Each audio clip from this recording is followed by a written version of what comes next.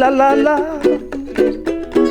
Let's go racing, ooh la la la la la.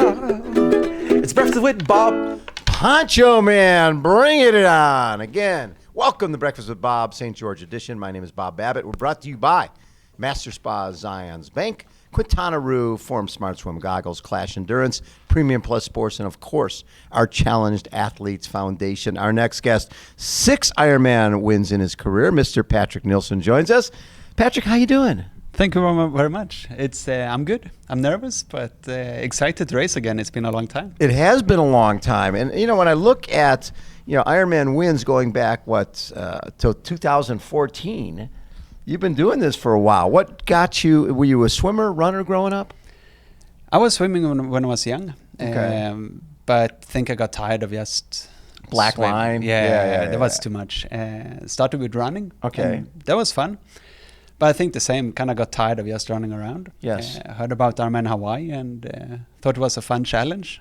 So started with triathlon, short distance, but quickly figured out I was too bad of a swimmer and started with 7.3 and then pretty soon Ironman. Yes. So I think that's why, it's like you said, the record goes back to 2014. It's been You got fun. an Ironman pretty quickly. I mean, I think I had to I mean, I couldn't keep up in short distance. Yes. I mean, the swim was too important. I couldn't just keep up. Yeah. Then at Ironman, it was easier, and I could use the run as a weapon as well. And when did you have that race that told you, okay, I can be a professional at this? It's one thing to get into triathlon, but it's another thing to realize, okay, I can make a living at this. I mean, it was never on my plan to actually make a living of it. I think Ironman Malaysia was definitely a kind of eye-opening. Okay, yes. I can. Let's do this for another year. My dad, he's a doctor, and mama teaches, so it was never the plan to just make it for fun. Right. So I start with triathlon. Okay, let's do this for 1 year. Then go back to studies. Yeah. Then go back to studies. Then I won. I got then second. You won. Then I won. And like, oh shit. Now what? No, what's the plan? So then I actually got second in Ironman Western Australia, the same in 2014, and kind of got another year from my parents. Like, okay, you can live at home during the summer, you can travel during the winter. Let's do this for 1 more year. And that's how it started, kind of. And then all suddenly I made not too much money, but I mean then some more money. And then 2015 was it Sweden? Did you win? I think it makes sense. Yeah, that was probably it in 2015.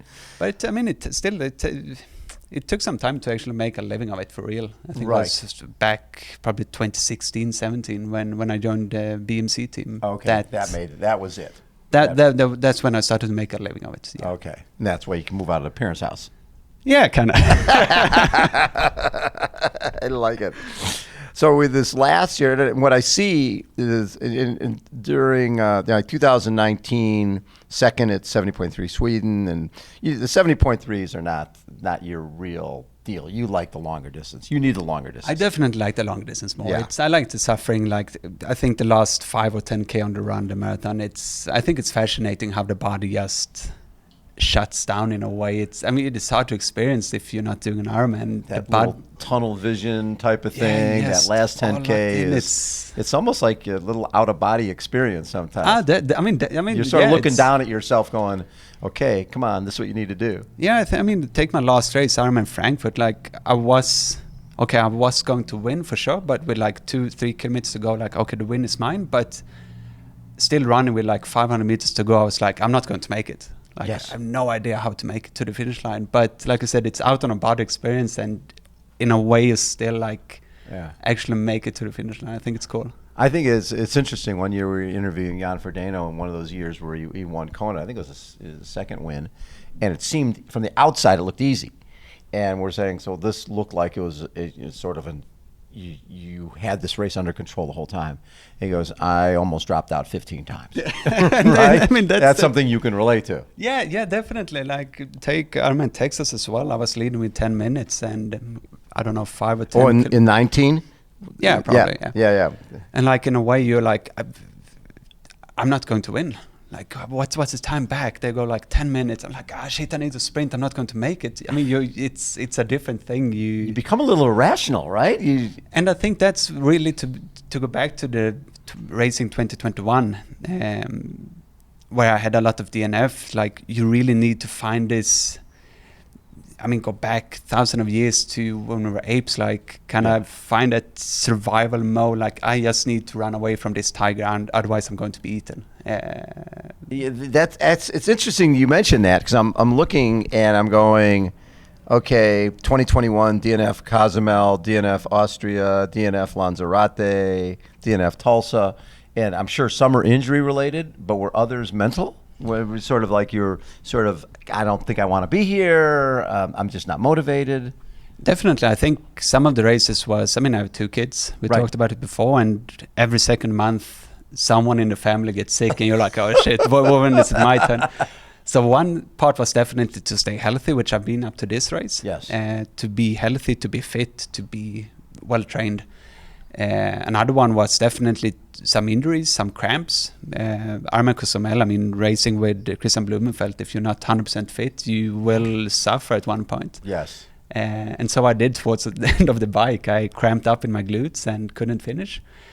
And some races was definitely mental, to find the right motivation before the race, at the start line, and then this kind of killer mentality, survival instinct during the race, and especially towards the end of the run. Yeah, you have to bring out a side of yourself that maybe you don't like that much. And that's fascinating. I do love it. I enjoy that special mentality you get as an athlete, but at the same time, I haven't used it during the pandemic, so I think it needed kind of a kickstart. That's interesting, because it's one thing, if there was a positive of COVID, you could do a block of 6 months of training without the recovery, racing, packing the bike, all that stuff. You could be so consistent with your training, but you sort of lose that eye of the tiger, that race day. It's a different switch that you flip on in racing and training. Definitely, and I think that's why a lot of people need a race before. They need a small, if it's a sprint, Olympics, 7.3, something before the big race. Right. To kind of turn on that switch again. Yeah. So for this race, now, have you raced here before? Never. It's amazing though. It's pretty cool. amazing part of the country, isn't it? How long have you been here? 2 weeks. And you've obviously ridden most of the course. What do you think? It's challenging. It's a different story than Kona. It's I think it was David McNamee as well who said somewhere, I saw a take somewhere. Kona is a place where you want to bike at 280 to 300 watts consistent. That's it. Here it's going to be 400 watts, not rolling, but like rolling down recovery. Right. Then there's another hill, 400 watts, then it's going down. Right. So it's going to be more of a 4-hour short distance race, which might suit the Norwegians or someone like Alistair. Right. And it's interesting because we had David with us yesterday, and he was saying that everybody talks about how tough the course is. He says, but yeah, it is tough. But there's going to be multiple people under 8 hours, and there's a number of people running 2:35, possibly. I mean, I'm not sure about the bike. I don't think the altitude affects that much, but I'm not sure about the course, how tough it is. It's definitely harder than Kona. It's right. If you're not thinking of the climate, but the altitude meters on the bike, it's pretty rough. Yes. But then for the run, I definitely think people will run 240. Yes. At least. Right. Then, like I said, probably down to 235. It's going to be a fast run. I think both the shoes makes a difference, and then of course the more scientific in the training, it's people are more fit and more prepared for a race like this. Ever before, yeah. So you, amidst all those DNFs in 2021, there's Ironman Germany, where you win, and 49:34, 4:25 bike, 2:39 marathon, 7:15 you go sub-8, and you've done that 4 or 5 times sub-8, right? Something like it. Something like it. I kept a good track on it first when I started. Yeah. Then I raced Ironman Germany, and they shorted down the bike course to 180k. Yeah. And they didn't want to count that. I think I did under 8 hours at that occasion, but they didn't want to count it because the course was too short. Yeah, it's still 180, but at that point I was like, okay, this is it. Well, but then Ironman Texas in 2019, 49:18, 4:13, 2:42, 20, 7:50. That's special stuff. I think that's probably one of the races I'm most proud of. I think it's fun how much you learn. I saw a post on, I think, again, Instagram or Facebook this morning, like, I never lose. I either win or I learn. And I think that's a good attitude. That's a great line. I win or I learn. Yeah, and in a way, like Ironman Texas was a great race. Nothing happened during the race. Like good swim, good bike, good run. That was it. Like no problems at all during the race. On the other hand, if you take, which I then won, if you then take Ironman Frankfurt, I got pushed down in the swim, I panicked, I hung on to a lifeboat, and I was like, okay, this is it. But then I was like, okay, I've raced for literally like 1 or 2 minutes. This is embarrassing. Like, so then I got started again, I found my own pace, I got to the front, and that was it. Then on the bike, I think I dropped the chain, and I think it got bent. Okay. So I couldn't really bike properly. And kind of struggle as I dropped the hydration system. So like everything that could go wrong kind of happened. Wrong? Yeah, it did. But I definitely learned how to overcome challenges and actually go away with a win in the end, which Texas was great. Yes. It was a perfect race kind of. Yeah. And Frankfurt was definitely a place where I learned a lot and still won. And still could win. Like, and I think that's important lessons to go away with, that no matter what happens, you need to keep going. And again, all these quotes you see on social media or whatever, it's like you're not losing until you're quitting. Right. It's only when you quit that you actually lose. So when you see the changes in the sport, because you're doing it a while now, and you see the changes in the sport with what the Norwegians are doing, how do you look at it? I think it's definitely a big change in the sport. It's especially longer distance. Yeah. I mean, I still remember I did my first professional 7.3 on Mallorca, probably 14 kind of. I think I had the fastest run of the day, was running with David McNamee, and on Just Rates 1, I did a 1:13, I believe, which was the fastest run. Yeah. It's a flat course, it's fast, it's everything, but I mean, today, like we talked before, it's 1:13. It's not even mid-pack. It's like towards the end. 106, 107. Yeah, it's a different thing. It's a different story. Of course, the shoes play a big role, but people are just faster today than we was 10 years ago. Right, yeah. And the same in Ironman. Like, if you ran a 240, 245 10 years ago, that was great. That was the 250 was like, you could go away with a win on a 250 run. Right. If you're running 240 today, it's like, it's good, but it's a different thing. The same with sub 8. It's like 10 years ago, sub 8 was a great result. That was amazing. Sub 8 today is probably on the borderline to a win, or maybe not even the podium. It's the other side of it, what Cam Worth brought to the cycling part of this, where I think Mark Allen, the fastest he ever rode was 4:28, in Kona. And if you look at his swim times being 50 minutes and his run time being 2:40, still not too far off of what guys are doing today. But the bike, people going 4:08, 4:09, 4:05, 4:02, that has changed significantly. I mean, I think everything has changed in the sport. People are more fit, there's better equipment for sure, and like the basics to go fast is better today than it was 10 years ago. Right, no question. But then, of course, at the same time, the mentality of the athletes, I think there's more younger athletes racing today, doing Ironman, and not to say they are more furious, but that like they really put their heart out there. Take Magnus Ditlev, yeah, in Texas last weekend. He pushed the pace. I was like, okay, he's not going to run good. But he really did. He did. And like he really gave it all on a bike, I believe, I hope. No, for sure. And then he had flat too. He had a flat as well. And minutes, like people really like, you push on the swim, it's not Ironman pace anymore. It's you push the swim. This is a hard effort. Then you push the bike. It's not Ironman effort. This is like you're pushing the pace, you go to threshold. Yes. And then the run, it's not doing zone 2 work anymore. This is a hard run. I mean, people running 2:30 close to it. Well, and it used to be, McNamee was saying this too. He says when he started moving to Ironman when he was 27, people were like, that's way too young. Ironman is a old person's game.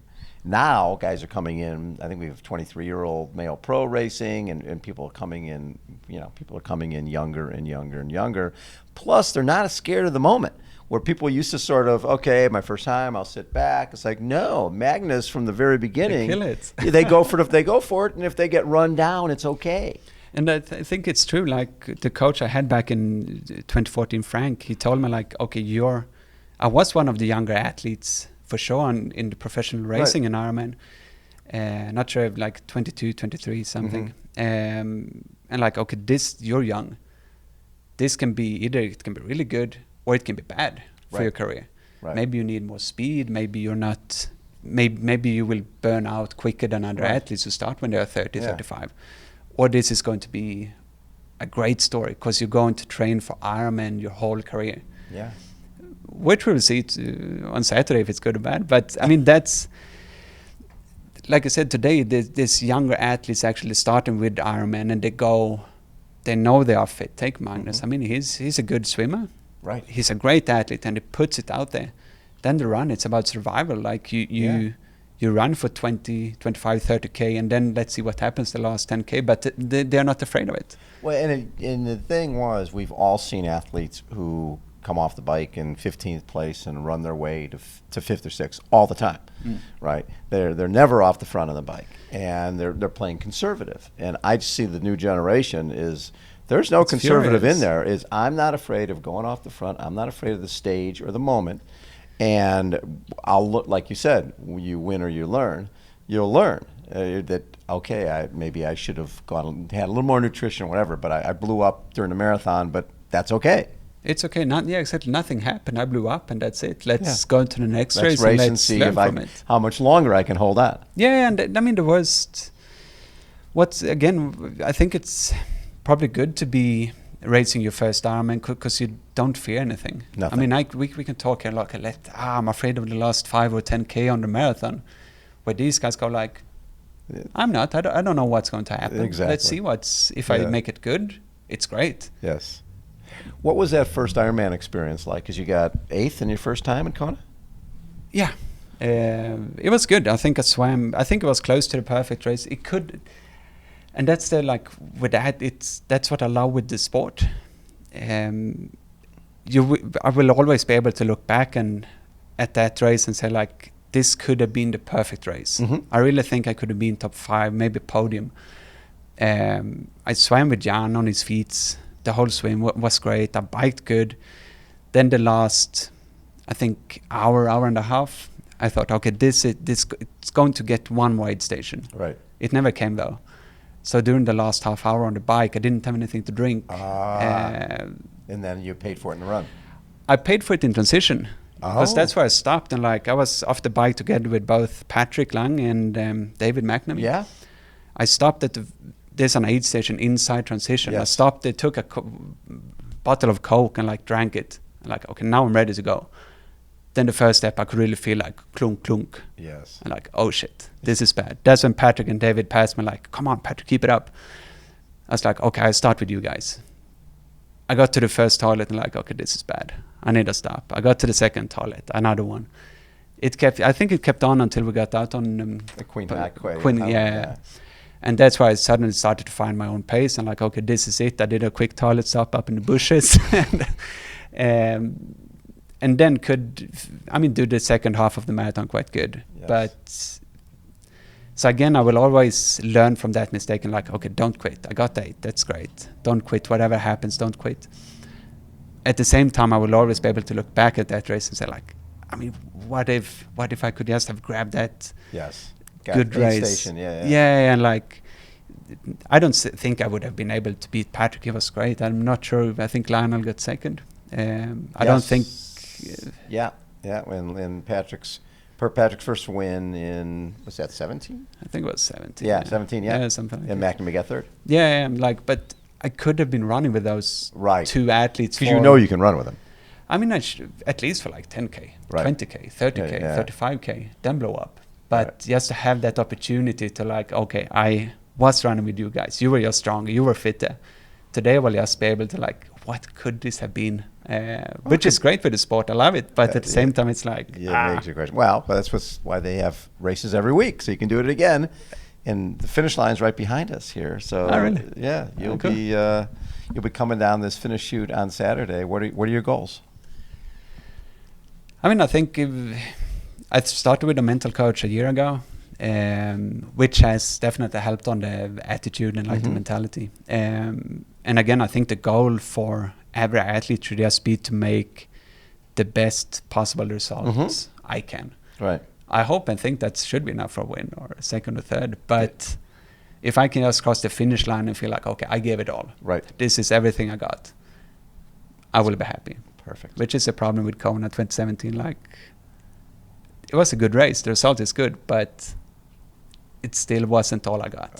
So I just want to give it all and have a good race. I love it. Patrik, thank you so much for taking so much time. Always a pleasure to chat with you. Thank you.